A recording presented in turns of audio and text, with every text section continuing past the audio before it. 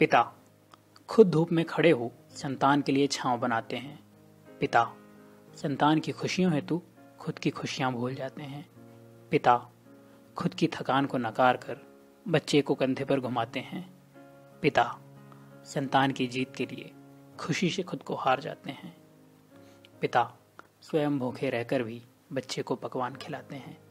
पिता बच्चे की नई कमीज हेतु पुराने स्वेटर में एक और सर्दी बिताते हैं। पिता बच्चे की जरूरी गैर जरूरी जरूरतों हेतु तड़के निकलते और देर से घर आते हैं। ऐसे जाने कितने ही त्याग हैं जो बिना बोले ही पिता करते जाते हैं, और इन त्यागों को हम तब समझते हैं जब पिता को खो देते हैं या खुद पिता बन जाते हैं। जब पिता को खो देते हैं या खुद पिता बन जाते हैं। आप सभी सोच रहे होंगे कि हमेशा सक्सेस और हैप्पीनेस की बातें करते करते आज मैं कविता क्यों करने लगा। इस कविता को आपके साथ शेयर करने के दो कारण हैं। पहला कारण तो ये है कि पिता के हमारे लिए किए हुए सारे एफर्ट्स या त्यागों को आपको फिर से याद दिलाना, और ये भी समझाना कि पिता अपने दर्द अपनी तकलीफें कभी बताते नहीं, पर उनकी तकलीफें कम नहीं होती हैं। माँ बच्चे को 9 महीने पेट में रखती है तो पिता भी उन 9 महीनों में कम नहीं करते। जिस पल पिता को बच्चे के आने की खबर मिलती है, पिता अपने आप को भूल कर अपने होने वाले बच्चे के लिए सुनहरे भविष्य के सपने देखने लगते हैं।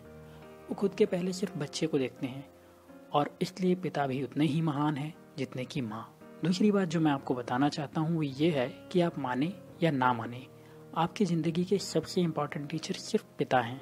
मैं आपको अपने चैनल पर जो भी बातें बताता हूँ उन्हें सिखाने में मेरे पिता का बहुत बड़ा योगदान है, और उन्होंने मुझे डायरेक्ट और इनडायरेक्ट तरीकों से हमेशा ही बहुत कुछ सिखाया है।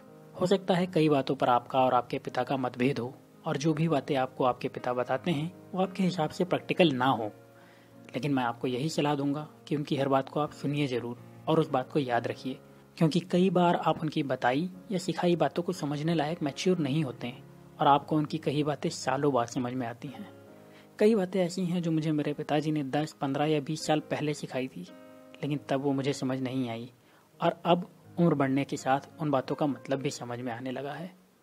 यहाँ मैं आपसे ये नहीं कह रहा हूँ कि आप अपने पिता की हर बात को आंख बंद करके फॉलो करिए, लेकिन जब वो कुछ कहें तो उसे ध्यान से सुनिए, सोचिए, समझिए और फिर कोई भी एक्शन लीजिए। हो सकता है उनकी सलाह आपकी लाइफ बदल दे, और अगर सलाह सही ना हुई तो भी ये याद रखिएगा कि वो सिर्फ आपका बेस्ट चाहते हैं, और उन्होंने अपनी जानकारी के हिसाब से आपको बेस्ट सलाह दी है, इसलिए उनका सम्मान जरूर करिएगा। आखिर में मैं आपसे सिर्फ एक बात कहूँगा, चाहे तो इस कविता को एक बार और सुनिए, और उसके बाद अपने पिता को अभी फ़ोन लगाकर, मिलकर, गले लगकर या जैसे भी चाहें वैसे थैंक्स कहिए। उन्हें बताइए कि आप उनका सम्मान करते हैं, उन्हें प्यार करते हैं और हमेशा करते रहेंगे, चाहे कुछ भी हो जाए। अभी सिर्फ इतना ही कहना था आपसे। अगले वीडियो में फिर मिलूंगा, तब दूसरी बातें होंगी। अभी के लिए सिर्फ इतना ही। अपना प्यार और वक्त देने के लिए बहुत बहुत धन्यवाद।